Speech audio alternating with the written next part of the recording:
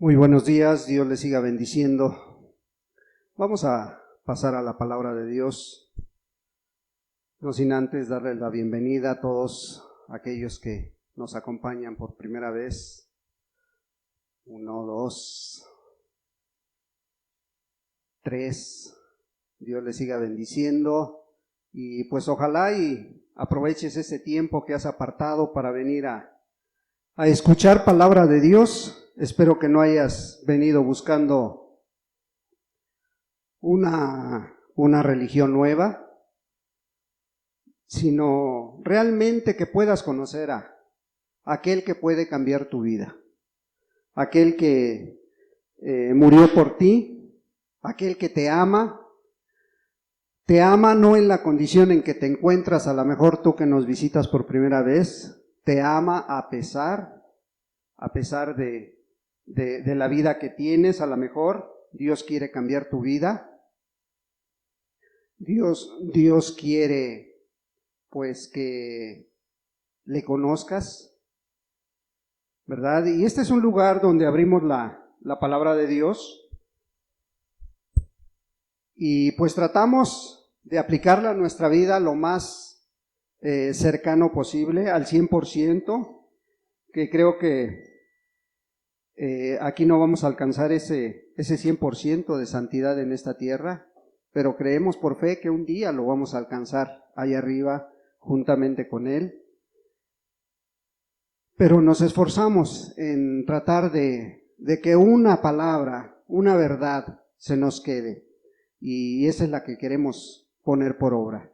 Hemos venido hablando acerca del costo del discipulado, o si eres creyente o eres discípulo. Hace 15 días empezamos con este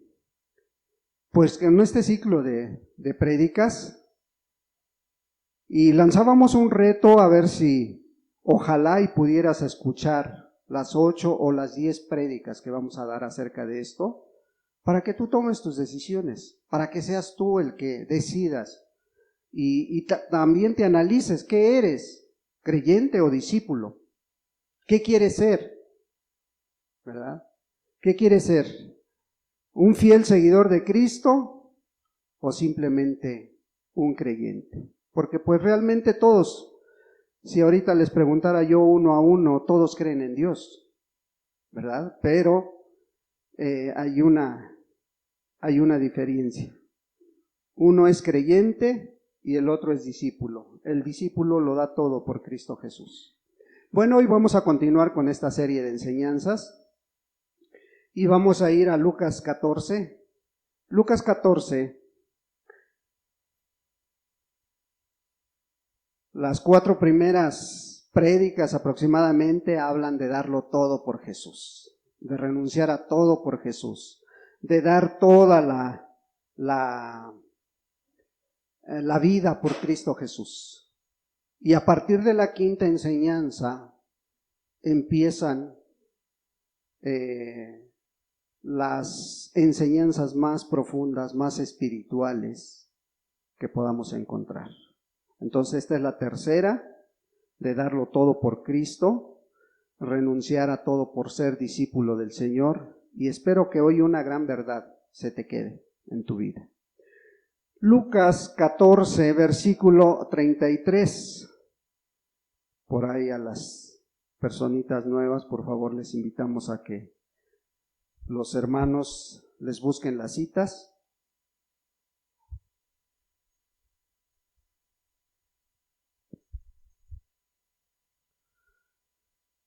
Versículo 33 únicamente le vamos a dar lectura, y dice la palabra de Dios de esta manera: así pues, cualquiera de vosotros que no renuncie a todo lo que posee, no puede ser mi discípulo. Una vez más, así pues, cualquiera de vosotros que no renuncie a todo lo que posee, no puede ser mi discípulo. Padre, en el nombre de Jesús, te damos muchas gracias por permitirnos abrir tu palabra, Señor. Ahora rogamos la ayuda, la asistencia de tu Santo y Precioso Espíritu, amado Padre, para poder escudriñar esta porción de tu palabra, Señor, para aprender de esta gran verdad que tú nos das a través de ella, Señor, y podamos aplicarla a nuestra vida. Padre, en vano sería el estar aquí una hora o más tiempo si tú no nos hablas a través de tu palabra. Padre, quita todo lo que estorbe de la mente, del corazón en esta hora, Señor. Abre mentes, abre corazones, Padre, de aquellos que estamos hoy aquí y también de aquellos que han de escuchar esta grabación. Padre, te damos gracias por las personas que has traído, Señor, por los hermanos que han llegado. Y pues, amado Dios, te pedimos que seas tú hoy el que nos bendiga a través de tu palabra. En el precioso nombre de Jesucristo, tu Hijo amado. Amén, Señor. Y amén. Pues vemos esta porción y pues también está demandando algo de parte de cada uno para poder ser discípulo del Señor, ¿verdad? Ya vimos que hay que morir a uno mismo, ya vimos que hay que tomar la cruz, ya vimos que tenemos que buscar hacer la voluntad de Dios y no la nuestra. Ya vimos el contraste de un creyente con un discípulo. Hace 8 días lo mirábamos, ¿verdad? Espero que que algo se te haya quedado de esos contrastes que hicimos.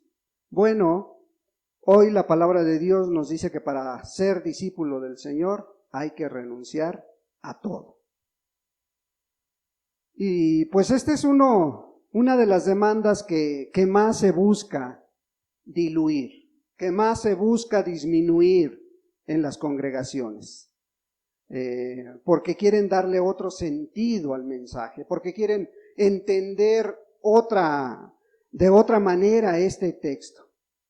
Pero, pues el texto que nos dice, y son palabras del Señor Jesús, es lo que quiere decir. No importa cuántas vueltas le demos, cuántas objeciones pongamos, ¿sí? Si tú quieres verlo de esta manera, tan grande demanda que nos está haciendo el Señor, o cuánto nos revelemos a esta gran verdad que Jesús está diciendo, pues no importa todo eso, esta es la regla, este es el mandato de parte del Señor, ¿sí? Entonces, pues ojalá y prevalezca esta palabra, y que quiere decir exactamente lo que dice. O sea, no podemos quitarle algo a esta demanda, ¿sí? Entonces, desde que empezamos a mirar esta demanda, tenemos que estar atentos para mirar cuáles son esas verdades que no cambian, que hasta el día de hoy siguen inmutables. No van a cambiar. El que quiera. Y fíjate el texto, así pues cualquiera de vosotros. ¿Sí? O sea, Jesús no hace esta demanda a una cierta clase selecta, por decir algo. No selecciona a la persona, no selecciona a aquella persona, a ver, tú porque vienes de esta manera o tú porque eres de esta manera, tú tienes que hacer esto. No está llamando a ciertos cristianos únicamente. Dice cualquiera de todos los que están aquí, cualquiera de aquellos que van a escuchar. ¿Sí? Él no dijo, ojalá y estés dispuesto a hacerlo, ojalá y quieras hacerlo. No. Él dice cualquiera de vosotros que no renuncia a todo lo que posee, no puede ser mi discípulo. Es una demanda, ¿sí? Él no quiere decir que sea una forma de discipulado diferente a la que él dio. Sí, probablemente a lo mejor has escuchado una forma de discipulado más simple, más sencilla, pero el Señor Jesús, Él hablaba a los discípulos y también hablaba a toda la gente que se congregaba con él. ¿Sí? Entonces, él no dijo que hubiera una forma de discipulado que permitiera al hombre o al cristiano conservar todo aquello que tenía. Jesús dijo, no puede ser mi discípulo. ¿Sí? Entonces, no debería sorprendernos esta demanda. ¿Por qué? Porque lo que hizo Jesús por ti fue mucho. Lo que hizo por ti, murió en la cruz, derramó su sangre, pagó toda tu deuda que tenías con Dios. ¿Cuál es esa deuda? Tu vida pecaminosa que llevas a lo mejor algunos hasta el día de hoy. Tus decisiones que no van conforme a la voluntad de Dios y que a lo mejor hoy traen consecuencias a tu vida. Bueno, Jesús lo pagó todo. Por eso Él está haciendo esta demanda. Una demanda, si tú la quieres ver muy, muy fuerte, si tú la quieres ver muy grande, pero esto no es nuevo. O sea, Jesús en la palabra de Dios vemos diferentes formas de que Él también aplicó esta demanda. Mira, vamos a ver a Mateo capítulo 6, Mateo capítulo 6.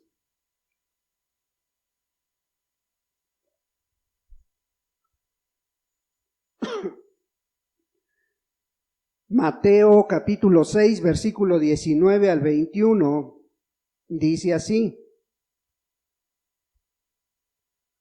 No os hagáis tesoros en la tierra donde la polilla y el orín corrompen y donde ladrones minan y hurtan, sino haceos tesoros en el cielo donde ni la polilla ni el orín corrompen y donde ladrones no minan ni hurtan, porque donde esté vuestro tesoro, ahí estará también vuestro corazón. O sea, si tú crees que a lo mejor esta demanda de Lucas 14:33 se está enfocando a todo lo que posee, todo lo material que Dios ha puesto en tus manos, es cierto, pues Dios te lo dio. Dios te ha dado todo lo que tienes, todo lo que tienes de valor físico y material. Sí, porque a lo mejor algunos nos ha dado hijos, nos ha dado nietos, a algunos otros les ha dado un buen trabajo, les ha dado un buen carro. Bueno, el Señor Jesús dice que tenemos que hacer a un lado todas esas posesiones para seguirle a Él, ponerlo todo a su disposición. Y vemos aquí en Mateo que nos está hablando de ¿qué? De que no hagas tesoros aquí en la tierra. ¿Sí? ¿Por qué? Porque aquí la polilla y el orín los corrompen. Un gran siervo de Dios decía que es lo mismo, ¿sí? Hacerse tesoros en la tierra está claramente prohibido por nuestro Señor, como el adulterio y el asesinato, el robo. Cualquier transgresión a la ley moral de Dios, que son los 10 mandamientos, ¿sí? Cualquier transgresión a esa ley está tan prohibido como está prohibido el hacer tesoros aquí en la tierra. Por ejemplo, para los comerciantes hoy en día, el domingo es muy buen día, ¿verdad? Pero a lo mejor, y aquí hay muchos comerciantes, pero a lo mejor hoy te has propuesto buscar a Dios. Y ojalá no estés pensando, ay, si hubiera puesto mi puesto, si hubiera abierto mi local, si hubiera hecho esto, a lo mejor ya llevara tanto. No, mejor concéntrate en lo que Dios te está hablando hoy. Lucas 12, versículo 33, versículo 33.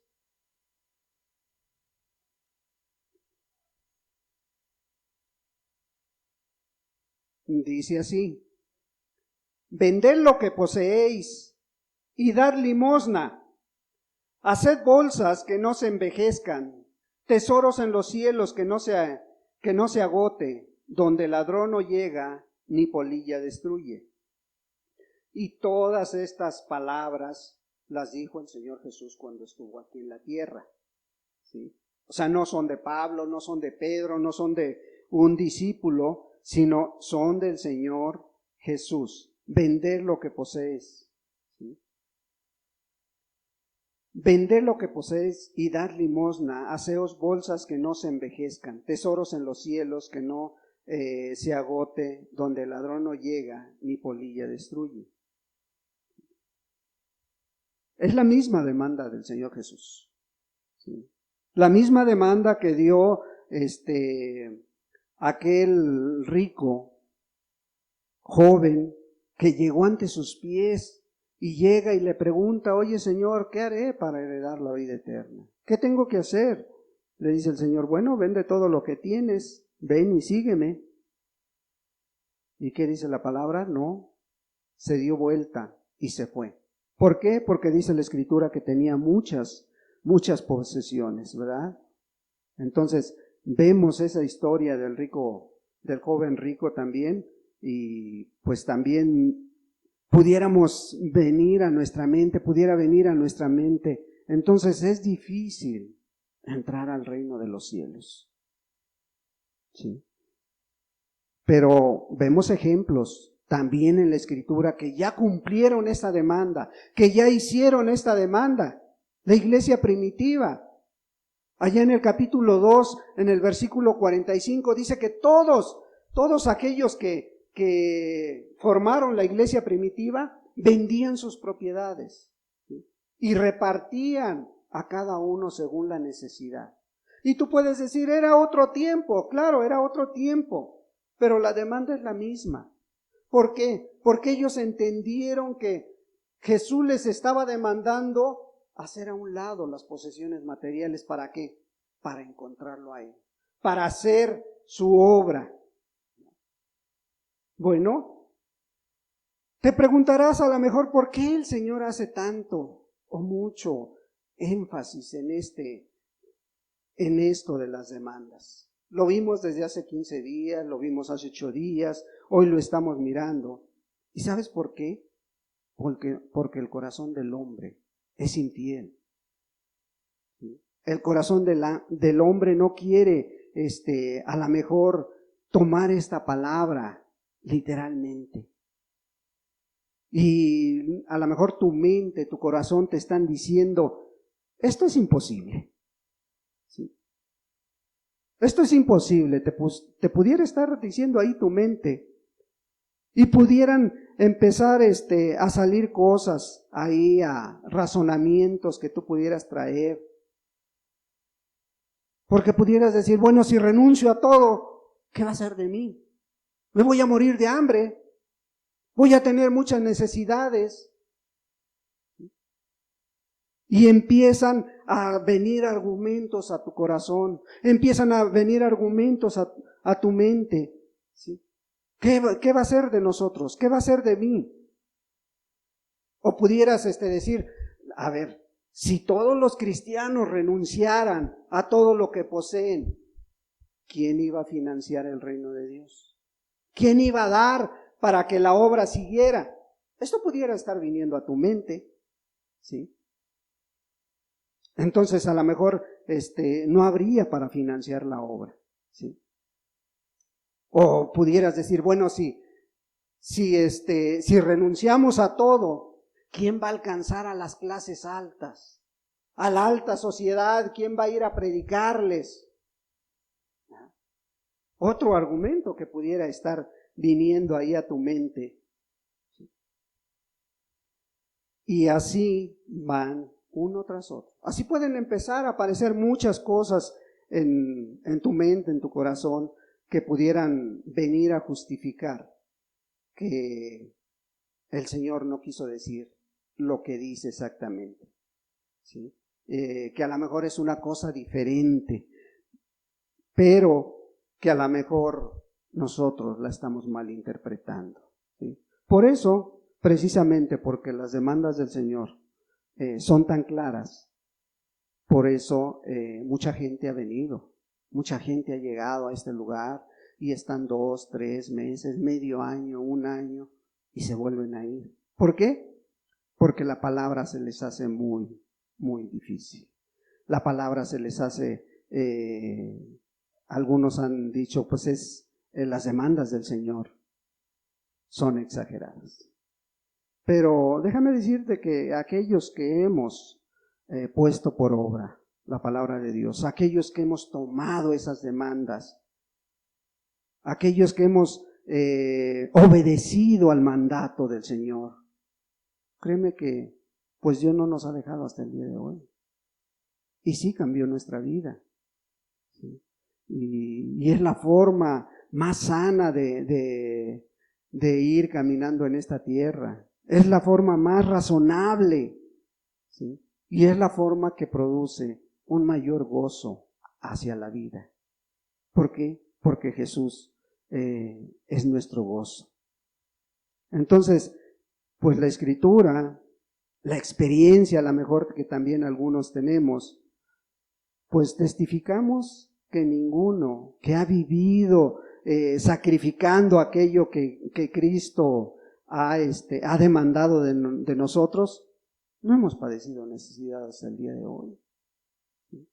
Y Dios ha ido acomodando las cosas, Dios ha ido dando de su guía a nuestra vida. Cuando se ha necesitado a lo mejor algo material, Dios ha metido su mano, ¿verdad? Cuando en lo personal nos dijeron hace 6 años, tú necesitas una operación de corazón abierto, que te puede costar desde 500,000 pesos a 1,000,000 o más. ¿Sí? ¿Qué hicimos? Le dijimos, Señor, aquí estamos en tus manos.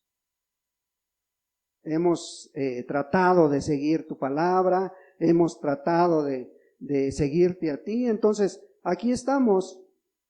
¿Fue necesario? No, no fue necesario, hermanos.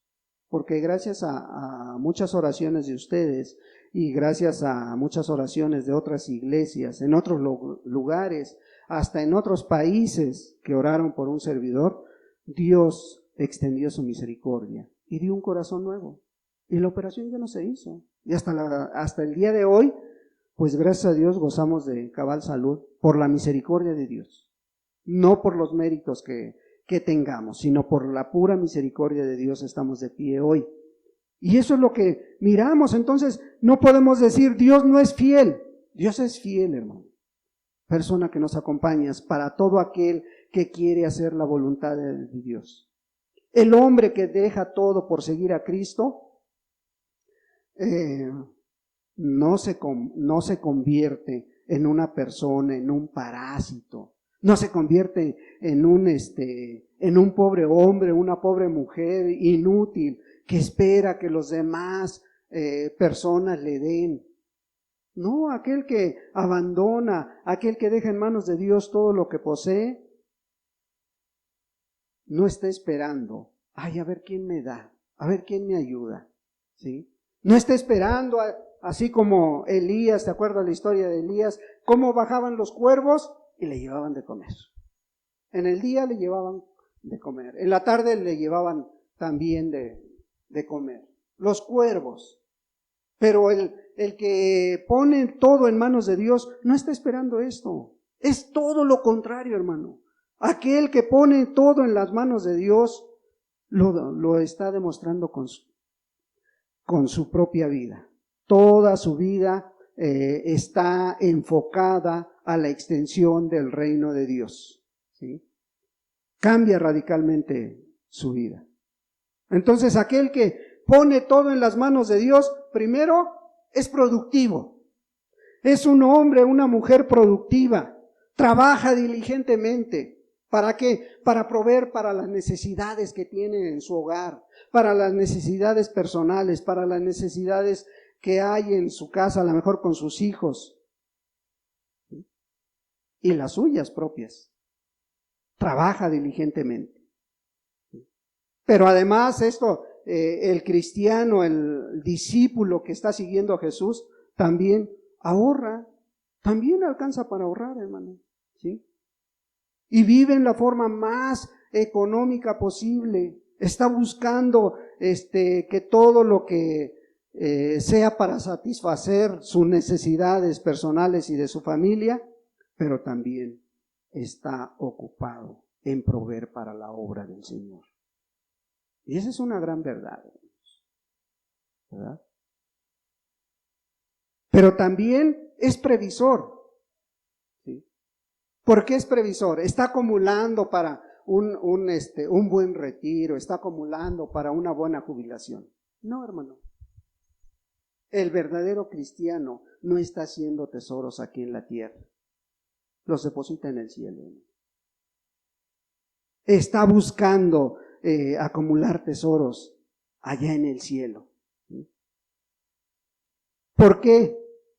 Porque confía en Dios en lo que respecta a su futuro. Su futuro lo tiene Dios en sus manos. En vez de dar lo mejor de su vida, tratando de tener muchas reservas para la vejez, decía una persona hace algunos años. Si no me veo a mí mismo y si no veo por mí mismo, ¿quién va a ver después? ¿Idea de parte de Dios o de parte de la carne? Porque tú estás tratando de asegurar tu futuro, ¿sí? Tú estás tratando de mirar para después. No, el verdadero discípulo de Dios, no, él está viendo por tratar de extender el reino de Dios, ¿sí? Él no está teniendo o buscando una provisión para el futuro. No, el cristiano verdadero cree que si busca primeramente el reino de Dios y su justicia, lo demás se lo va a ir añadiendo Dios. Lo que necesites. Un carro te lo va a dar Dios, una casa te lo va a dar Dios, un buen trabajo te lo va a dar Dios. Solo quiere que seas fiel, ¿sí? Y sabe que nunca va a pasar necesidad material, nunca va a faltar el alimento en su mesa, nunca va a no tener que ponerse, ¿sí? Para el verdadero discípulo le es irrazonable acumular riquezas. Para un día que no sabe si va a disfrutarlas, para un día que no sabe si va a vivir, ¿sí? Entonces, pues ¿cómo podemos entender esta demanda si no la aplicamos a nuestra vida? Primera de Juan, primera carta del apóstol Juan.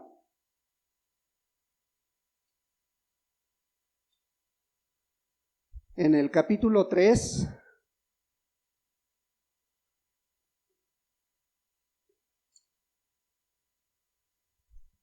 en el versículo 17.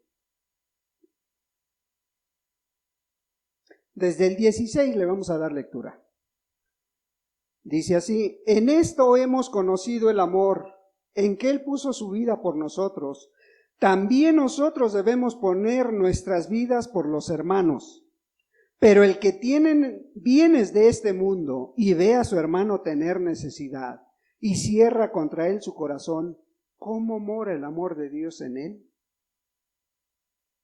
O sea, ¿cómo podemos estar acumulando fondos o estar guardando el extra que a lo mejor Dios te está dando en forma consciente, que lo estés haciendo cuando ese dinero pudiera usarse inmediatamente para la salvación de almas o para suplir la necesidad de uno de los hermanos de la iglesia? ¿Sí? Entonces, pues vemos que el mandamiento es muy importante. ¿Sí? ¿O cómo podemos decir y aplicarnos el mandamiento que el Señor Jesús dijo? Amarás a tu prójimo como a ti mismo. Y a lo mejor viene a ti y tiene necesidad, y antes de extender tu mano, primero le dices muchas cosas, primero lo haces sentir mal y al final le dices, no tengo. O sea, ¿cómo dice la palabra de Dios? ¿Sí? ¿Cómo el que tiene bienes de este mundo y ve a su hermano tener necesidad y cierra contra él su corazón? ¿Cómo mora el amor de Dios en él? Entonces, pues esta es la gran verdad que el Señor Jesús quiso que tú y yo entendiéramos, ¿sí? Quiso que pusiéramos por obra. Si creemos que realmente la venida de Cristo está a las puertas, es inminente, hermano. Si creyéramos o si creyeras que esa venida está muy pronta a venir, ¿te esforzarías en juntar dinero? ¿Te esforzarías en seguir acumulando? ¿Sí? ¿Seguir acumulando ahí para tener un guardadito? No, yo creo que si en tu mente estuviera claro que la venida del Señor está pronta, buscarías que ese guardado, ese dinero que tienes, lo pusieras para la obra de Dios. Porque de otro modo correrías el riesgo de que cuando faltes o cuando Dios venga por su iglesia y te lleve, ¿dónde va a quedar ese dinero? ¿Dónde va a quedar ese guardado? Puede caer en las manos del diablo, puede caer en manos de quien no lo trabajó, y puede ser que eso debería de haberse usado para una bendición eterna de personas que no conocen la palabra, de personas que no conocen a Dios, de extender el reino aquí en la tierra. ¿Sí? ¿Cómo podemos orar a conciencia que el Señor provea los medios necesarios para la obra, cuando nosotros mismos tenemos medios, pero no queremos usar en esa obra, en la obra de Dios? El dejarlo todo por Cristo, hermanos, nos libra a lo mejor de hacer oraciones hipócritas.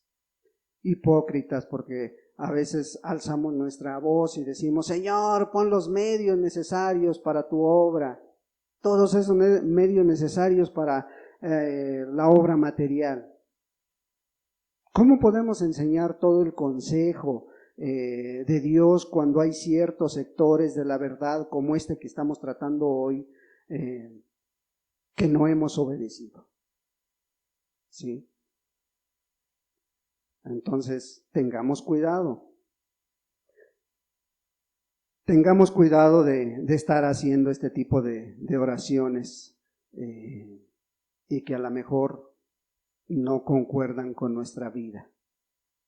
El hombre inteligente de este mundo hace abundantes reservas, busca tener lo mejor, busca lo mejor para su futuro, busca a lo mejor tener una pensión de lo más remunerada posible, ¿sí? Una pensión buena, una pensión que supla todas sus necesidades y mucho más.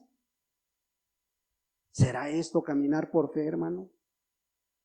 ¿Será esto que realmente tú caminas por fe o estás caminando por lo que ves? ¿Sí? El discípulo ha sido llamado a vivir una vida pues de dependencia de Dios. Porque si hace tesoros aquí en la tierra, ¿cuál es la diferencia con el impío? ¿Cuál es la diferencia con aquel que no conoce, que no ama a Dios?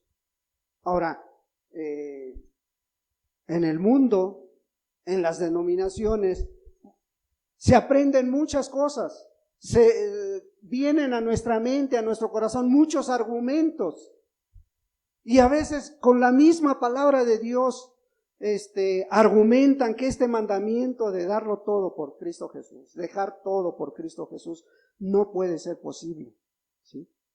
Con frecuencia se argumenta que debemos proveer para las necesidades futuras de nuestras familias, estar atento a las necesidades, y eso es cierto. Pero a veces se argumenta con la propia palabra y como no hay conocimiento de la palabra de Dios, decimos amén o dicen amén. A veces se nos está diciendo que si no provees para tu familia, eres peor que los incrédulos. ¿No lo has escuchado? Y te lo aplican con la palabra, ¿verdad? Segunda de Corintios 12:14.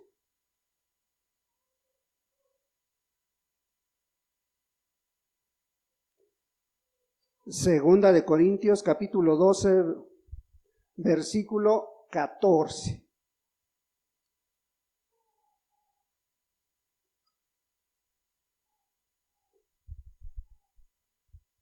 Fíjense bien, pongan atención. No sé cuántos han escuchado este texto y en las congregaciones y decimos amén. He aquí, por tercera vez estoy preparado para ir a vosotros, y no os seré gravoso porque no busco lo vuestro, sino a vosotros, pues no deben atesorar los hijos para los padres, sino los padres para los hijos. Y, perdón, y ahí está. Y decimos, bueno, ves que esto te está hablando de que los padres tienen que atesorar para los hijos. ¿Es cierto eso, hermanos? ¿Es verdad? Pablo lo está diciendo. ¿Sí? Pablo lo está diciendo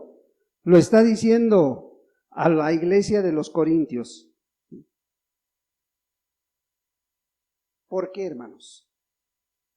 ¿Es verdad esto que se está diciendo a través del apóstol Pablo, que los padres deben atesorar para los hijos? ¿Qué está usando el apóstol Pablo en este texto, hermanos?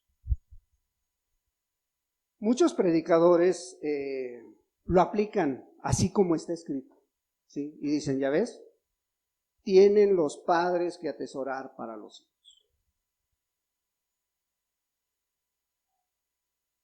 Pero si tú profundizas un poquito, si tú estudias un poquito la hermenéutica, tantito que te metas a escudriñar este texto y veas el pasaje completo, Pablo está aplicando ironía en este pasaje.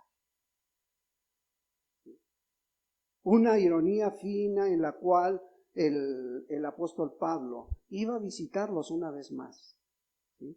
Iba a visitar a esa iglesia, pero les dice, tampoco voy con el propósito de que ustedes me mantengan, que era su obligación de la iglesia, es obligación de la iglesia, ¿sí? Mantener a su siervo.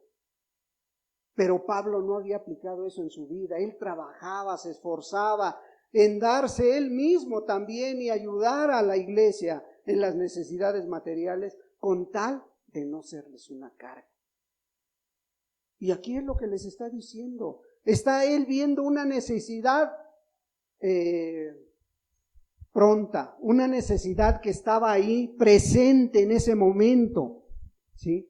Entonces, si tú estudias cuidadosamente este texto, pues Pablo está usando la ironía, ¿sí? Porque él es el padre, él fundó la iglesia de los Corintios. Todos ellos eran sus hijos y él no los carga económicamente, aunque tenía el derecho de hacerlo, no lo hizo. ¿Por qué? Porque él no quería que ellos sintieran una carga por él. Él es su padre en la fe. Pero Pablo no está diciendo que él tuviera necesidad.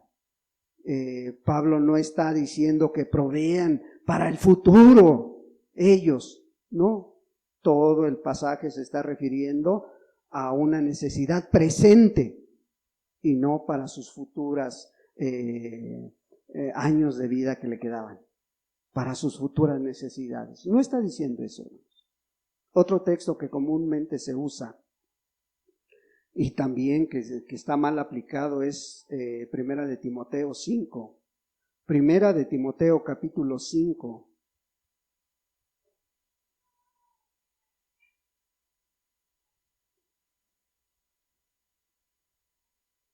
Versículo 8 y 9. Y dice la palabra de Dios: porque si alguno no provee para los suyos, y mayormente para los de su casa, ha negado la fe, y es peor que un incrédulo. Sea puesta en la lista solo la viuda, no menor de 60 años, que haya sido esposa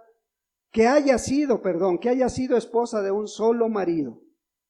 Aquí vemos que nuevamente se dice: si tú no provees para tu casa, si no provees para los tuyos, eres peor que un incrédulo. Esa es una gran verdad, ¿sí?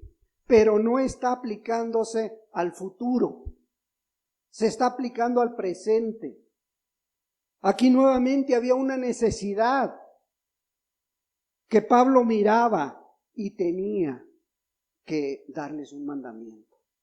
Tenía que aplicarles la palabra de Dios. Decía: miren, las viudas, esas viudas que hay en las iglesias, ¿sí? Porque hay viudas de más de 60 años. Dice: bueno, pero las que tienen creyentes convertidos, las que tienen personas, hijos, nietos, creyentes convertidos, que esos hijos, esos nietos las mantengan. ¿Para qué? Para que no sean una carga a la iglesia, dice. No te está diciendo que proveas para el futuro de todos los tuyos, ¿sí? Está hablando de una necesidad que había en ese lugar, una necesidad presente, ¿sí? Una necesidad que Pablo veía en las viudas. Pablo se está refiriendo a una necesidad presente, no futura, ¿sí? Entonces, el ideal es pues que los miembros del cuerpo de Cristo se preocupen por las necesidades inmediatas de sus hermanos en la fe. Hay que aplicar esa palabra a nuestra vida. Hay que vivir esa palabra, ¿sí? El discípulo que piensa hacer provisiones para pues necesidades futuras, para el futuro, para enfrentar esa vejez, a lo mejor, pues va a tener un gran problema. ¿Cuánto necesitas para esa necesidad futura? ¿Cuánto necesitas para los años que te quedan de vida? ¿Sabes los años que te quedan de vida? Sí. Y ahí estás esforzándote en tratar de acumular una buena fortuna, pudiendo a lo mejor dar lo mejor de ti para Cristo Jesús, ¿sí? Y muchos van a llegar a su vida, al final de sus vidas, y van a descubrir que si hubieran vivido de un modo práctico, de un modo sencillo para Jesús, todo aquello que necesitarías o todo aquello que necesites habría sido provisto oportunamente. En su momento, todo hubiera sido provisto. Si todos los discípulos tomaran literalmente las palabras de Jesús, la obra del Señor no tendría carencias, hermano. No tendrían las carencias que hay en muchos lugares. Afortunadamente, gracias a Dios, aquí todo lo ha provisto también el Señor. Pero en otros lugares no tienen ni sillas, hermanos. En otros lugares no tienen a lo mejor un simple sonido con 2 bocinitas para que se escuche mejor el mensaje. En otros lugares no tienen paredes donde se haga un servicio digno. No hay techo donde se predique la palabra de Dios. Pero si cada creyente tomara el mandato de Cristo Jesús, el evangelio sería proclamado con más poder, sería proclamado con mayor dignidad y alcanzaría a mucha más gente. Y si hubiera alguna necesidad en algún hermano, hermana, en algún discípulo, el gozo de dar para los demás, el gozo de compartir las bendiciones de Dios es mucho, hermanos. Ahora, pensar o sugerir que debería haber cristianos ricos para alcanzar a los ricos de este mundo, pues entonces le quitaríamos el privilegio al apóstol Pablo. El apóstol Pablo en Filipenses 4:22 manda un saludo, pero manda un saludo, dice, desde la casa del César. La iglesia que está en casa del César os saluda. ¿Qué había pasado? Pablo, a pesar de ser prisionero, había alcanzado la casa del César con el evangelio. Y había una iglesia ahí. Ahí se proclamaba la palabra de Dios. Entonces no podemos decir, no, es que si no damos, ¿quién va a alcanzar a esa gente? Si obedecemos a Dios, podemos confiar que Él se encarga de los detalles, hermano. Que Él se encarga de las cosas. Un gran siervo de Dios decía, el mal comienza cuando el discípulo procura tener riquezas, grandeza y honra en este mundo donde su Señor fue pobre, humilde y despreciado. Un gran pensamiento del padre de los huérfanos. Cuando yo me acerco a Dios, hace casi 39 años, conocí a un varón que llegó a la iglesia donde yo me estaba congregando en ese tiempo, y llegó con 2 maletas, una de él y una de su esposa. Y estos siervos de Dios se iban de aquí de Pachuca. Salieron de aquí del Instituto de Pachuca y se fueron a predicar a la Sierra de Puebla. Allá estaban sirviendo. Y de pronto les hacen el llamado, la invitación para ir a servir allá al Estado de México. Y así llegó este siervo. Y le dijeron, ¿sabes qué? Pues aquí se les da un cierto sueldo al predicador. Y él dijo, yo no vivo de lo que la iglesia provea, yo vivo de lo que el discípulo dé. La palabra de Dios dice que de los diezmos tienen que darme. Y él les dijo, no, aquí nadie diezma. Bueno, de los 100 que habíamos congregado, dice, cuando mucho hay 2, 3 que diezman. No importa, dice, yo voy a vivir de eso. Si de esos 3 Dios los manda para que me sostengan en mi ministerio, de eso voy a vivir. Y aplicó la palabra y a eso empezó a vivir. Con eso empezó a vivir él y su esposa. A los 3 meses, hermano, éramos como 50 los que diezmábamos. Y nunca dio un mensaje de diezmo. No dio el mensaje de decir, hay que diezmar, hay que ofrendar. No. Pero también la palabra después se cumplió porque dice que el dinero todo lo corrompe. ¿Es malo el dinero? No, es malo el amor al dinero, hermano. Cuando ya ese dinero está en tu corazón y ya no lo quieres soltar, ahí es lo malo, ¿sí? Y pues tristemente este varón se perdió. La iglesia empezó a producir mucho. Después ya no éramos 100, éramos a lo mejor 200 congregantes, ¿sí? Y empezó a caer mucho dinero a la iglesia y pues hoy en día su esposa ya murió, él se fue para su tierra y pues no sé si siga siendo predicador, pero pues vemos que La palabra de Dios se cumplió también en esa vida. Entonces vemos que pues a veces pensamos que las demandas del Señor son demasiado exageradas, ¿sí? O a veces pensamos que la pobreza la podemos demostrar en nuestra apariencia, en nuestra forma de vestir, a lo mejor nuestra forma de ser, pero no, hermano, no es eso lo que Dios está demandando de cada uno. Y a veces la gente pone argumentos y argumentos muy duros de derribar esos argumentos, porque pareciera que tuvieran razón, ¿sí? Porque la gente a veces dice, es que es indispensable. El dinero es indispensable en las familias, el dinero es indispensable en la vida del discípulo, el dinero es indispensable en el hogar. Es cierto. ¿Sí? Esa es una gran verdad, ¿sí?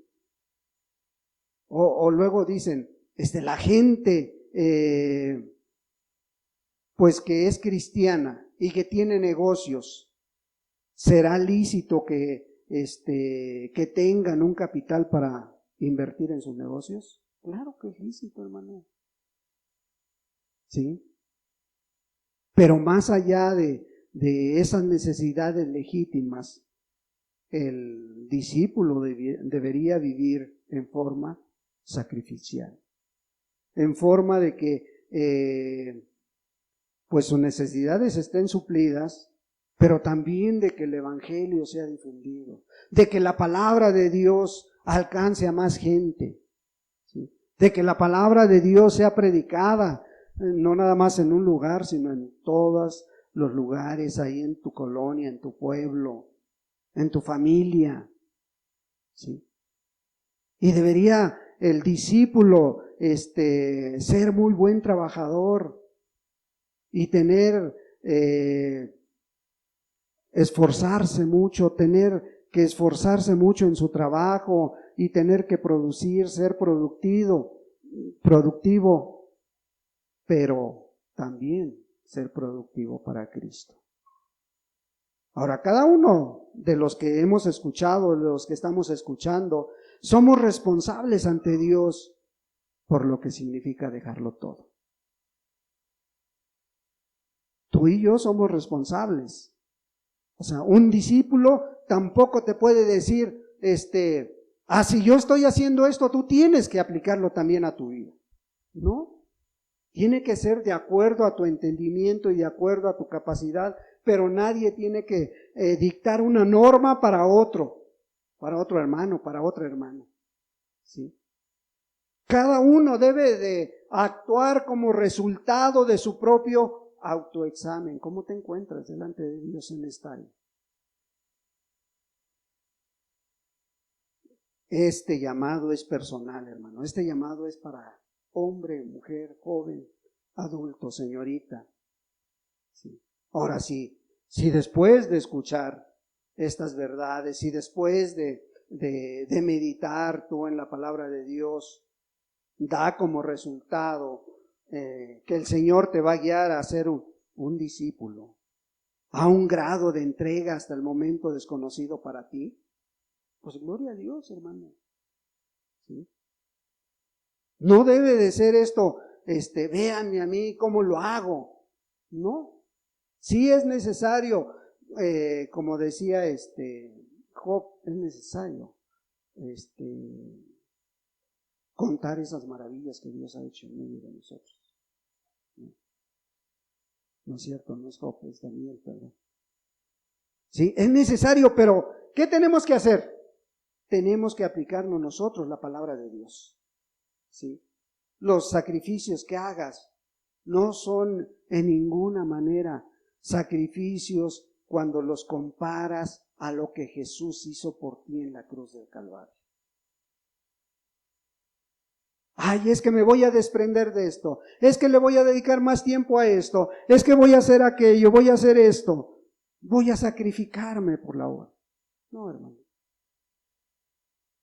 Tienes que hacerlo con gusto, con alegría, con una convicción propia, con una convicción personal, no influenciado por alguien que te esté discipulando, por alguien que te esté hablando. ¿Sí? Porque si no comparas lo que tú haces a la luz del Calvario, vas a creer que has hecho mucho. Y además, todo lo que pudieras dar a la obra de Dios, todo lo que pudieras darle al Señor, tu vida entera, solamente es aquello que tú ya no puedes retener, hermano. ¿Sí? Si tú pudieras dar algo material, es aquello que tú no puedes retener. ¿Por qué? Porque ya no lo amas. No está tu mente, tu corazón ahí en lo que tienes. ¿Sí? ¿No sería necio, hermano, pensar que quien da aquello que ya no puede retener para obtener algo que no puede perder, que es la salvación de su alma? ¿No sería bueno meditarlo? ¿No sería bueno que meditaras, bueno, qué tanto yo estoy negándome a mí mismo? ¿Qué tanto estoy dejando de mirarme a mí mismo? ¿Qué tanto estoy tomando la cruz? Por eso el Señor Jesús no simplemente le hablaba a los discípulos, le hablaba a toda la gente. Así pues, cualquiera, dice, cualquiera de vosotros, cualquiera que no renuncia a todo lo que posee, no puede ser mi discípulo. Una gran verdad que ojalá y alguna de las cosas que mencionamos pudieras aplicarla a tu vida. ¿Qué es realmente lo que el Señor Jesús estaba diciendo? ¿Qué significa abandonar todo por Cristo? Implica un cambio radical de corazón, un cambio radical de mente, hermano. Implica pensar que todo es de Dios, aún tu propia vida. Tú solamente eres un mayordomo. ¿Sí? Entonces, tendríamos que mirar qué intenciones incorrectas hay en cada uno. ¿Sí? Tendríamos que ver si yo somos un verdadero discípulo de Cristo. ¿Sí? Porque esto no es una sugerencia. El Señor Jesús no sugería, ¿no? No, el Señor decía, así cualquiera de vosotros. Aún los que ya llevamos años caminando, aún los que ya tenemos tiempo conociendo de Dios, bueno, para nosotros también es esta palabra. Así pues, cualquiera de vosotros que no renuncia a todo lo que posee, no puede ser mi discípulo. Demos gracias a Dios por la palabra, ¿no? Padre, en el nombre de Jesús te damos muchas gracias, Dios. Gracias por tu palabra, Señor. Ahora ayúdanos a que caiga en nuestra mente, en nuestro corazón, y que alguna de estas verdades, amado Dios, la apliquemos a nuestra vida. Que el autoexamen personal que nos hemos hecho, Padre, el centro de todo seas tú, Señor. Que, amado Dios, todo aquello que aún está en nuestra mente, en nuestro corazón, Señor, la hagamos a un lado, Señor, para buscar primeramente el reino de los cielos y su justicia, Padre. El futuro de cada uno de los que estamos aquí y de aquellos que escuchan la grabación, Padre, está en tus manos. Pon el querer como el hacer en cada uno, Señor, y que de acuerdo a esa capacidad, de acuerdo a ese razonamiento, demos lo mejor de nosotros para ti, Señor. En el precioso nombre de Jesucristo, tu Hijo amado. Amén, Señor. Y amén.